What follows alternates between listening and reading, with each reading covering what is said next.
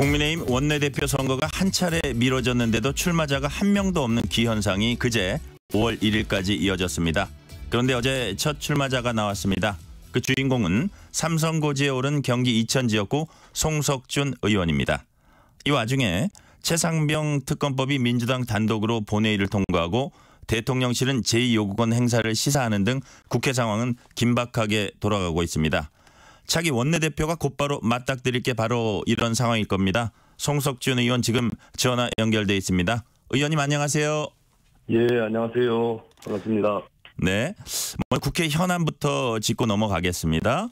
예. 여야가 이태원 참사 특별법 합의 통과를 이뤄내는가 싶었는데 김진표 국회의장이 최상병 특검법을 직권 상정하면서 국회 상황이 돌변했습니다. 김 의장 결정에 대해서는 어떻게 생각하세요? 예, 상당히 답답하고 안타까운 상황이죠. 예, 이렇게 여야 서로 합의를 이끌어서 합의된 법안을 상정시킨 것이 정상적인데 최상병 특검법은 아직 합의가 안 된 상태고 현재 수사가 진행 중인 사안인데 이 법안을 이렇게 일방적으로 상정하는 것은 여야 합의 정신에 반하고 국회에 또 다른 국민들 보기에 상당히 좀 안타까운 모습이 아닌가 싶습니다. 네. 예, 국민의힘이 표결에 항의하며 퇴장했고 민주당 단독으로 이제 통과가 됐고요. 민주당 국민 시선 언급하며 강행처리 당위성 강조한 반면에 국민의힘은 민주당 입법 폭주다. 제2요구권 행사를 대통령에게 건의하겠다 이렇게 밝혔습니다. 그런데 대통령실은 정진석 비서실장이 직접 나서서 안타까운 죽음 이건 나쁜 정치다. 엄정 대응하겠다. 이런 흐름 보면 대통령 거부권 행사 가능성이 높다고 봐야죠. 그러면 당연히 지금 정상적으로 수사가 진행 중인 사안에 대해서 특별히 이거를 어거지로 또 특검법으로 하겠다라는 것은 또 다른 의도가 있는 거 아니겠습니까?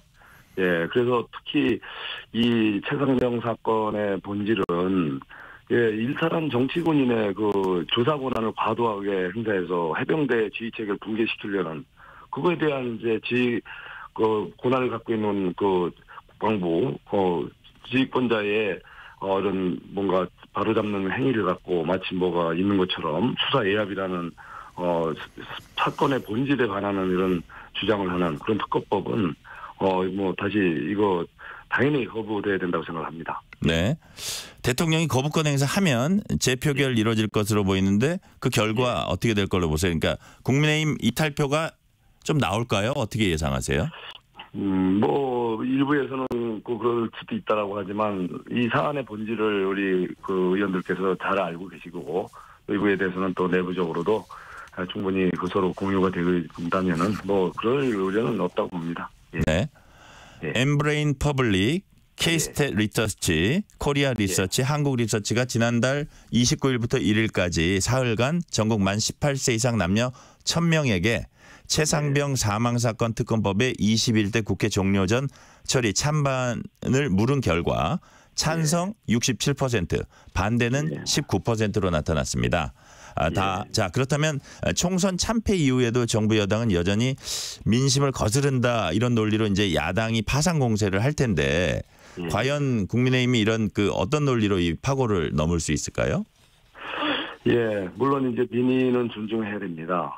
그런 부분에 대해서는 좀 더 국민들에게 이 사건의 진상에 대해서 좀 더 설득력 있게 다시 말씀을 드릴 필요가 있고요.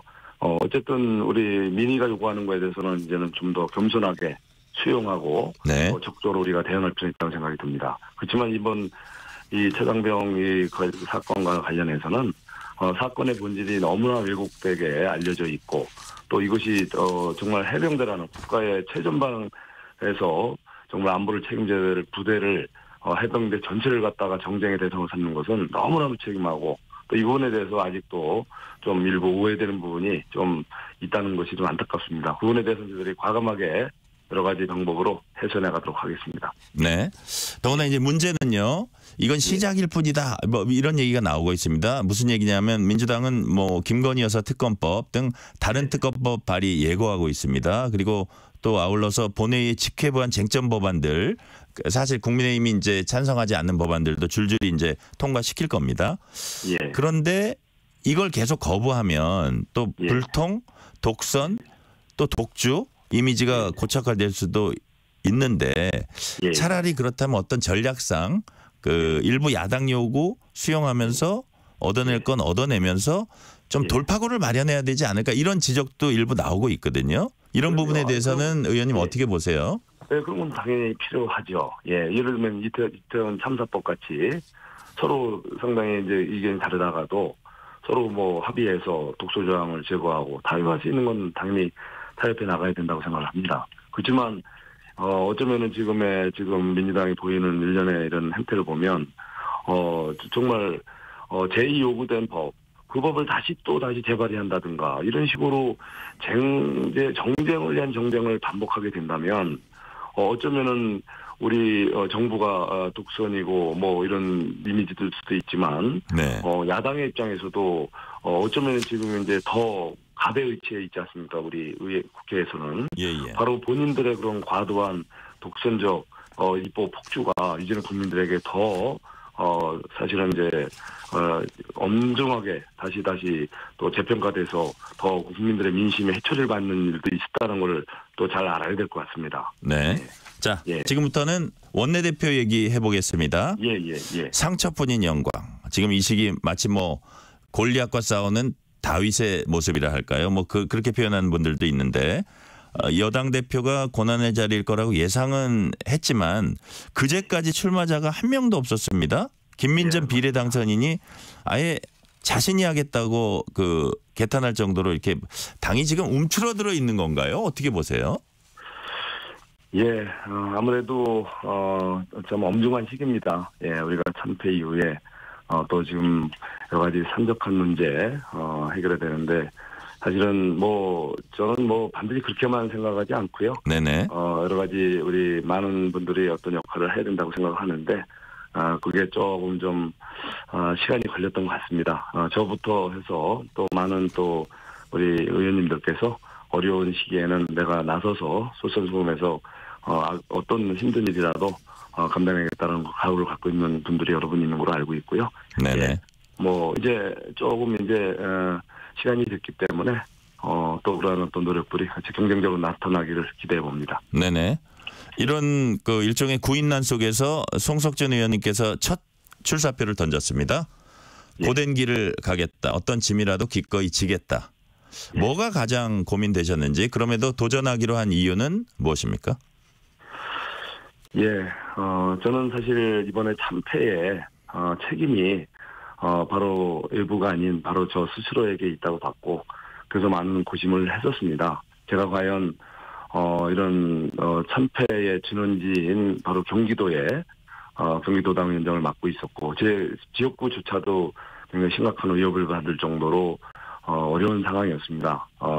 제가 이렇게 또 선거 이후에 원내를 책임지는 지도부를 내가 나선다는 게 제대로 바람직한 행태일까 고민도 많이 해봤습니다. 하지만 어쩌면은 이 엄중한 시기에 수도권 특히 경기도권의 민심을 누구보다도 잘 알고 또 그 민심을 잘 받들어서 우리 당이 그야말로 황골 탈퇴하는데 앞장설 수 있는 적임자가 저라고 생각을 했습니다. 그래서 나선 겁니다. 네네. 또 의원님은 국토부 출신 정통 관료 출신입니다. 그리고 의원도 이제 삼선고지에 오르셨고요.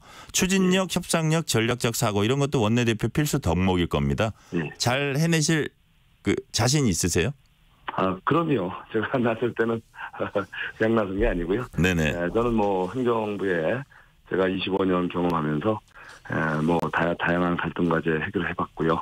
예, 또 당시에 반대하는 여러 가지 단체들 설득을 해서 어려운 과제 해결하는 경우도 있고요. 특히 국무조정실에서도 제가 갈등 과제 조정을 해서 해결한 사례가 있고 또 청와대 근무하면서 다양한 그동안 묵었던 100년 과제 우측보행을 좌측보행을 우측보행을 바꾸는 그런 과제도 수행한 적도 있고요.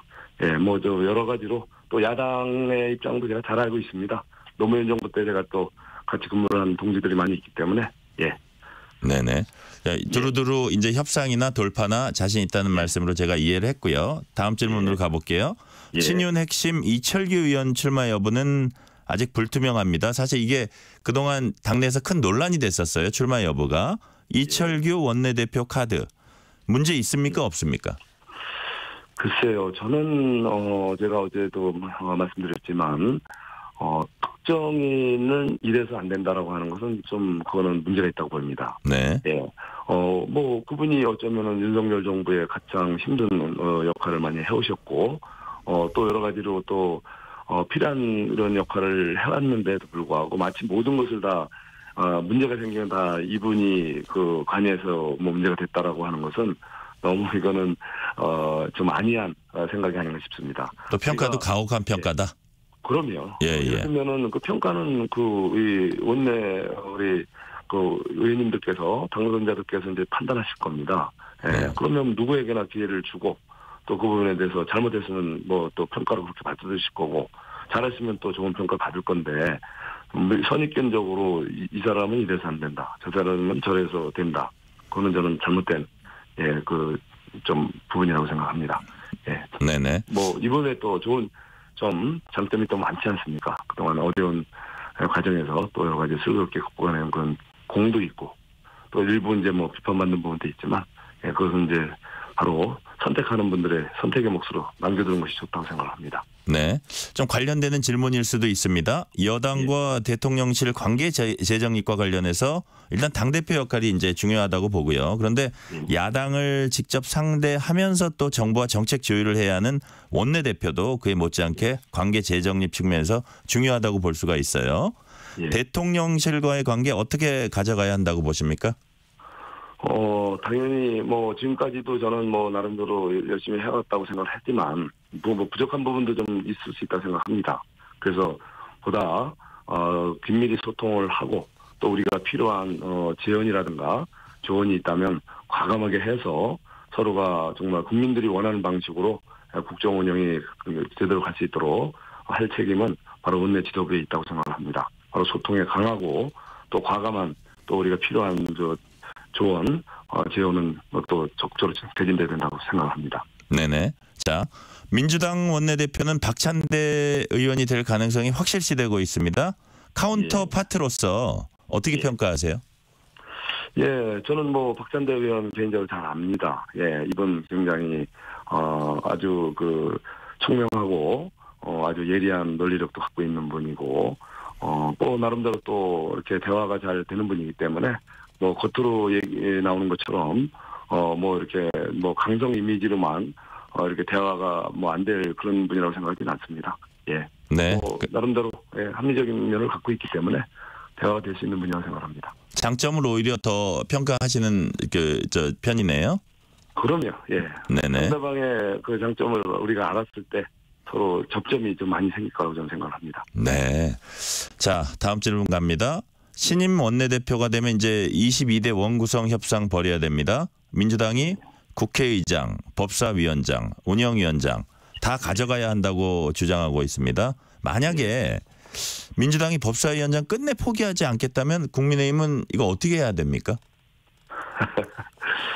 참 어쩌면은 본인들이 이제 현명하게 이제 판단하고 선택할 문제지만 본인들이 너무 무리하게 과도한 무소불위의 그 다수 힘을 발휘하게 된다면 결코 민심이 그것을 허락하지 않으실 겁니다. 예, 그래서 지난번에도 우리 21대 초에도 모든 상임들 다 가져갔지 않았습니까? 네. 결국은 하다 보니까 국민들의 그 지탄 거기서 결국은 스스로 돌아왔지 않습니까? 정상으로. 그래 정상으로 돌아온 경험을 갖고서 이번에 또 무리하게 이렇게 또 원구성에 나선다는 것은 아마 굉장히 어리석은 짓이 되지 않을까. 본인들도 잘 명심해서 이번 원구성 협상에 같이 좀 정상적인 사고로 같이 임했으면 하는 생각이 있습니다. 지금 말씀이 법사위원장은 당연히 국민의힘이 가져와야 된다. 예, 뭐 어쨌든 서로 견제와 균형이 필요하기 때문에요. 네네. 다수 이런 야당은 사실 못할 것이 없습니다. 예, 굳이 법사위원장을 우리에게 양보를 해도 굳이 자기들이 통과시키고자 하는 법은 패스트트랙에 태워서 다 태울 수 있습니다. 네네. 그래서 뭐 수단이 다 없는 것도 아니고 있는데 그렇게 무리수를 두게 된다면 오히려 국민들로부터 더 일면받는 스스로의 함정에 스스로가 빠져드는 저는 좀 안타까운 일이 벌어질 거라 저는 생각을 합니다. 네. 민심 반영하는 내용 현재 이제 100% 당심이잖아요. 민심 반영하는 내용 바꿔야 한다고 보세요? 글쎄요, 저는 뭐 이 부분에 대해서 선입견적으로 뭐라고 말씀드리는 건 적절치 않다고 보고요.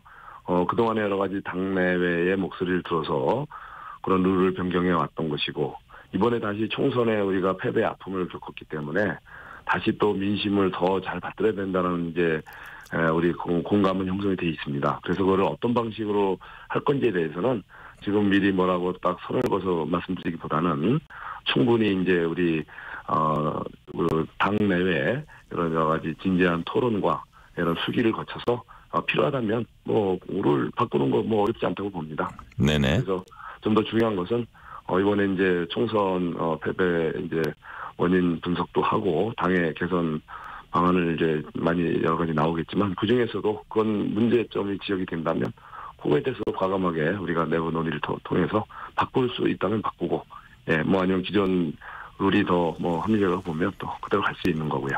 예, 모든 것을 네네. 열고 예 검토하면 될 것 같습니다. 예예. 모든 것을 열어두고 검토한다. 예. 자, 그렇다면 차기 당대표는 어떤 인사가 적합하다고 보세요? 뭐 특정인 거론해 주시면 더 좋고요. 아니면 그 차기 당대표 덕목을 말씀하셔도 됩니다. 예, 지금은 우리가 정말 엄중하고 어쩌면은 윤석열 정부의 이제 3년 차에 들어갑니다.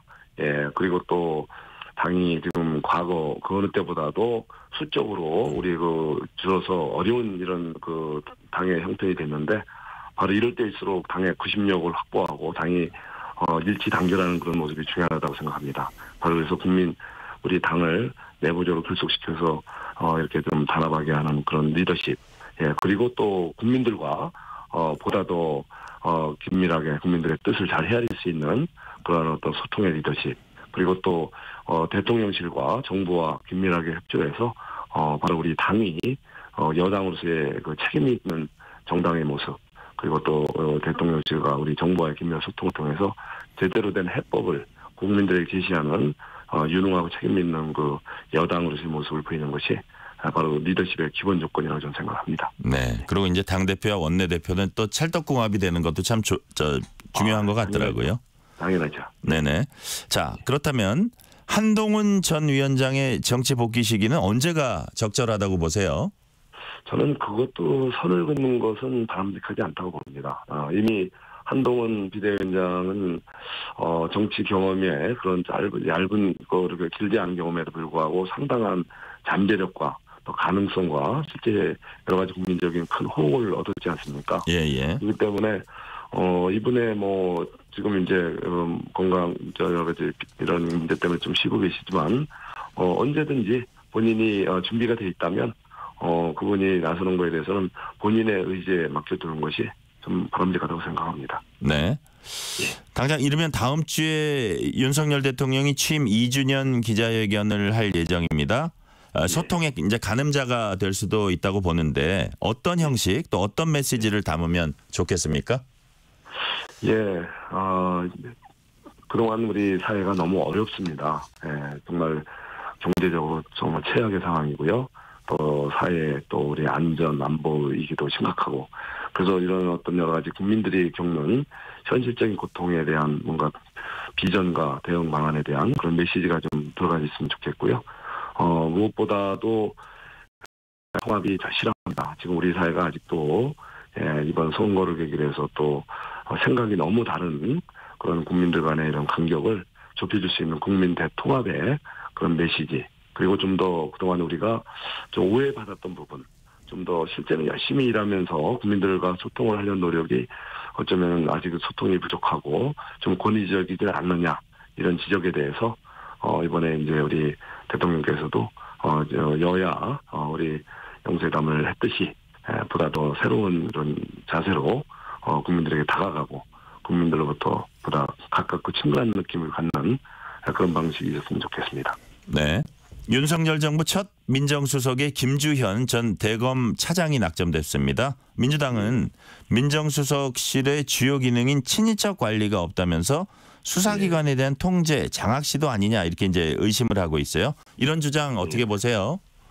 글쎄요, 그건 항상 민주당이 주장하는 바인데 가장 우리 중요한 그동안에 우리 대통령실 운영을 하다가 약간 좀 부족한 부분들도 있었던 것 같습니다. 그런 부분을 보완하고 또 그래서 좀 더 국정 운영을 매끄럽게 하기 위한 대통령실의 뭐 체제 개편이니까요. 저는 뭐 믿고 지켜보시면 아마 더 지금보다 훨씬 더 국정 수행에 굉장히 그 바람직한 방향으로 대통령실이 보강이 되고 개편이 될 거로 믿고 있습니다. 네. 네. 자, 시간이 한 1분 정도 남았는데요. 민주당 질문 하나만 해볼게요. 예. 국회의장 후보들 간에 다 이제 민주당 의원들이죠. 이른바 선명성 경쟁, 명심 경쟁이 치열합니다. 그래서 조정자, 균형자 역할 약화되지 않을까 이게 우려도 나오는 이런 부분 어떻게 보세요? 예, 맞습니다. 저는 정치라는 것은 균형적인 그런 시각과 그런 스탠스를 가질 때 가장 힘이 좀 난다고 생각을 합니다. 바로 민주당이 정말 친명 중심의 이런 체제가 되고 그런 당 운영이 된다면 아마 상당히 이제 불균형이 올 것이고 스스로 내부 균열이 더 심화될 거고 저는 아마 그분들이 의뢰했던 힘은 오히려 더 줄어들지 않을까. 예, 그런 의미에서 뭐 남의 집 얘기지만 예, 좀 걱정스러운 부분이 있습니다. 예. 네. 네네. 오늘은 여기까지 듣겠습니다. 지금까지 네. 송석준 국민의힘 의원이었습니다. 감사합니다. 예, 감사합니다. 전종철의 정격시